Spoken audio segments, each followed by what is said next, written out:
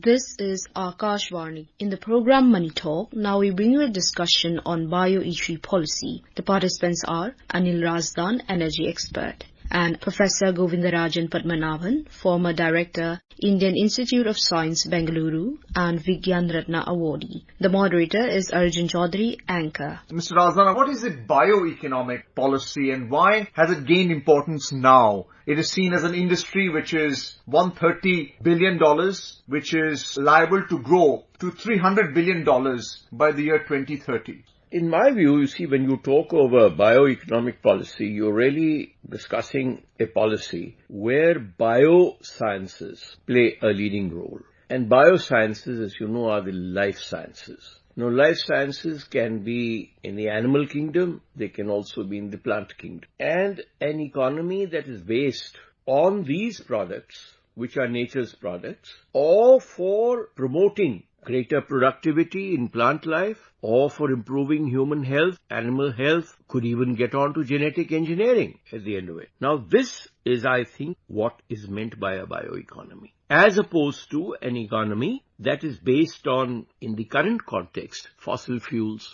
which have accumulated carbon in the environment, not been able to fix carbon to useful purposes, and that is causing global warming, and ultimately it is going to lead to a climate change and a lot of disruption in economic and agricultural activity across the globe. So when you talk of the bioeconomy, you are trying to work on that side of the economy, as I mentioned, where human welfare comes in, natural products come in, improving the yields of crops, improving the diversity of crops. If you have lesser water in a place, maybe lesser water consuming crops. And if global warming is going to go up, in times to come, crops which can withstand the higher temperatures so that the food chain is not affected. At the same time, the industrial revolution and the kind of hydrocarbon-based economies that we have been pursuing, they have produced a lot of waste which we have been unable to utilize. And this waste, particularly, say, the plastic waste, is choking rivers, water bodies, even oceans, and is affecting marine life as well as human life. A city which cannot control its waste is not a regenerative city. It will be a dying city. Like in Delhi today, the highest hills are the waste mountains of dump, which you have not been able to utilize those products. When you talk bioeconomy, I visualize that you will be using products which can go back to nature and regenerate to a useful form, like you were using, say, manures, the biofertilizer. It got back to nature as a nutrient, helped your food cycle. Then again, cattle consumed it.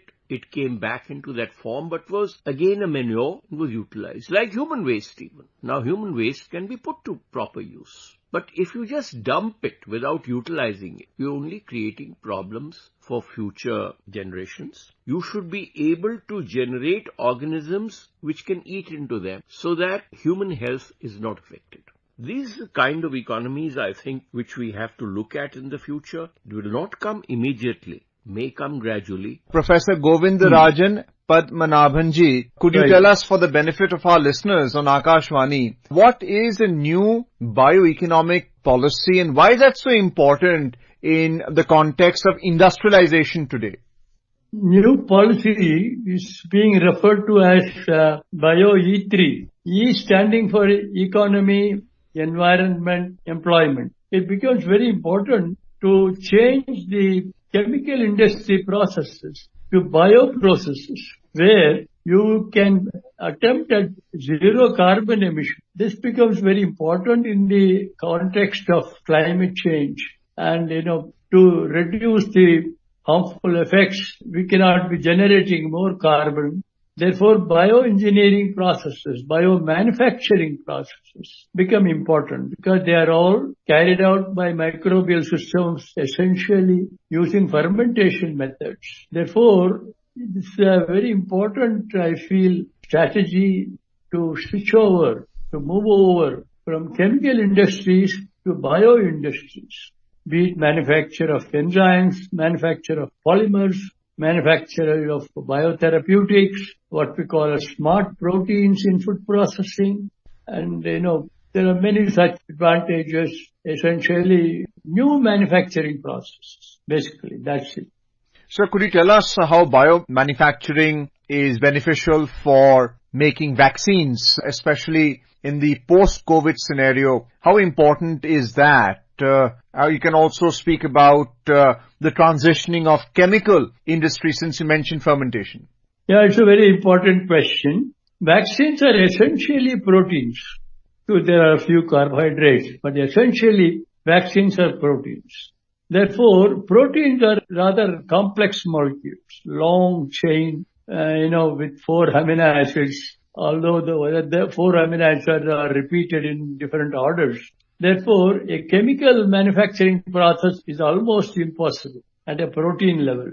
Therefore, you need to resort to fermentation processes because you can provide the gene to the bacteria, for example, or to the yeast. They will convert it into the protein and make the protein either in the cell or secrete it. And we can isolate the protein. And vaccine manufacture becomes essentially that is the process. Even COVID vaccine, except there are newer type of vaccines that have come. mRNA vaccines you would have heard. Messenger RNA vaccines. These are RNA vaccines. For the first time in the history of mankind, mRNA and DNA have also become vaccines. DNA vaccines are known, but only in the animal systems, but not in the human system. But during the COVID period, we had both mRNA, DNA vaccine, and of course, protein vaccine is a classical vaccine, and proteins being made by recombinant DNA methods. Mr. Razdan, so food security being one of the strategic objectives under this BioE3 policy, which stands for biotechnology for economy, employment and the environment, as you had just stated in longhand. But just coming to shorthand, the policy also, it seems, to motivate or incentivize businesses to contribute to the government's efforts, as you said, to bring employment to Tier 2 and Tier 3 cities, create a market for these products. How do you see the collaboration of startups, SMEs and established businesses being a part of this policy? Capital has to be employed for promotion of any economic activity. And for promoting that economic activity, just as we did when we were industrializing, you have to create some hubs. I remember in North India, for particular industries, say in the city of Ludhiana, in Punjab, or in Pune, or in Bangalore, these initial hubs were created, or Hyderabad. So, in my view, if the government wants to promote these industries in the future, which are related to life sciences, you will have to create those workplaces, which I think they would be probably calling them bio-based growth centers. Let me put it that way. They call it biomanufacturing hub, for instance, for vaccines. That's right. Or they call it BioAI hub, where artificial intelligence plays a very important role. So how do you see these hubs actually come up and the financing for it, the kind of business interest required from venture capital or private equity? How do you see that picking up? It has to be a package. Because first of all, there has to be technology facilitation of a very basic nature, so that new entrepreneurs, not necessarily the multinational types, those who wish to promote their own industry in that sphere, or I would say economic activity, are able to find a common service center or a facilitation center or a marketing center to begin with, so that they can find a place from where they can disperse their product, or a workplace where some technology tools are available, which they cannot afford to set up themselves, but which will facilitate the promotion of that particular industry in a particular direction. After all, that is what government can do, is to provide support. Providing an educational institution alone is not the be-all or end-all. After providing an educational stream into that science or technology, one has to create a platform where an entrepreneur can come and seek the next stage of assistance before he or she graduates into a higher level to be able to establish a larger facility on his or her own. So this, I wouldn't even say hand-holding, it is a helping hand. Facilitation centers. Facilitation centers, precisely, which not only may provide facilitation for the manufacturing process, but also for a marketing hub. Because without a market, no product has economic value. Professor, what about creating hubs which will facilitate manufacturing? And under the new bioeconomic policy, there is also the sensation of creating bio-AI hubs, artificial intelligence hubs. How do you see that into advanced manufacturing? The bio-AI would become very important because that would be used, that would be an approach to identify molecules, natural chain plants, plant proteins, chemicals in plants, chemicals in bacteria. So you can use AI methods to identify presence of such molecules in resources which are bio in nature, be it plants, be it microbial cells, and then one can go for this isolation of these proteins, which would be very, very useful therapeutically, nutritionally, and such methods. Yeah. So effectively, we're talking about a subsidy, not just from the government, but how do you see businesses facilitate this as well, who are looking to promote new products in an established market, who already have a brand, who are recognized, who are able to not only tap the domestic market, but the export market as well. And they have to comply with regulation that is looking to tackle climate change and meet the net zero carbon emissions, leave a low carbon footprint. The larger businesses, particularly with a global outreach, they have the tremendous advantage because any product needs marketing. And if you can get higher value at a place of consumption which can give you a higher product for that market, the big businesses are suited to find those markets and market the product. But for collection of their products, they may not be manufacturing everything themselves. They may be sourcing from smaller or medium-sized manufacturers